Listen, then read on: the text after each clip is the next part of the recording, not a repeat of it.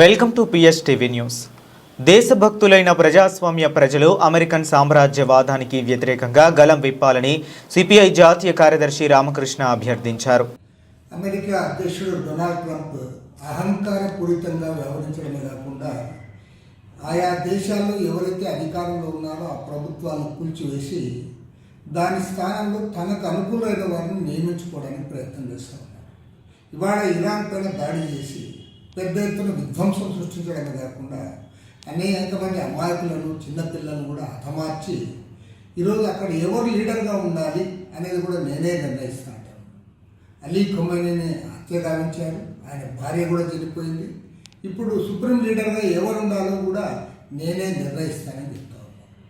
గతంలో కూడా ఇటీవలనే వెనిజులా అధ్యక్షుడు నికోలస్ మదురోను ఆయన భార్యను కూడా కిడ్నాప్ చేసి ఇవాళ అమెరికా జైళ్లలో నిర్బంధించి ఈ కోర్టుల్లో విచారణ కొనసాగిస్తూ ఉన్నారు.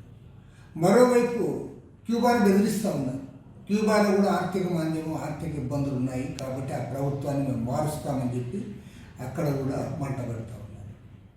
ఇంత నిర్లక్ష్యంగా ఏమాత్రం కూడా మన చట్టాలను గౌరవించకుండా, అంతర్జాతీయ చట్టాలంటే ఏమాత్రం కూడా విశ్వాసం లేకుండా ఈరోజు దేశాలపైన దాడి చేయడం, ప్రభుత్వాలు తనకు అనుకూలంగా ఉండేట్లు చేసుకోవడానికి అమెరికా ప్రయత్నిస్తారు. అదేవిధంగా ఇజ్రాయెల్ ఏమో గాజా ప్రాంతంలో, వెస్ట్ బ్యాంక్లో అక్కడ తీవ్రంగా వారు కూడా దాడులు కొనసాగిస్తూ ఉన్నారు. వారు ఏమాత్రం కూడా ఒక అడుగు కూడా వెనక్కిపోయడం. ఇలాంటి దుర్భర పరిస్థితుల్లో ప్రపంచవ్యాప్తంగా అనేక దేశాలు పెట్రోల్ ధరలు పెరగడం, అదేవిధంగా గ్యాస్ ధరలు పెరగడంతో ఇబ్బందులు పడుతూ ఉన్నారు. మన భారతదేశంలో కూడా అనేక ఇబ్బందులు పడుతూ ఉన్నారు. అంతేకాకుండా ఇవాళ అమెరికా వారేమంటే మనలాంటి భారతదేశం అత్యంత జనాభా కలిగి ప్రజాస్వామిక దేశమైన భారతదేశం మనం ఏం చేయాలి, ఏది కొనాలి, ఎవరితో కొనాలి అనేది కూడా వారు నిర్ణయిస్తూ ఉన్నారు. రష్యాతో ఆయిల్ కొనకూడదంటే మనం కొనడం మానేయాలి. మీకు 1 month పర్మిషన్ ఇస్తాం, మీరు కొనుక్కోండి అంటే మనం కొనుక్కోండి.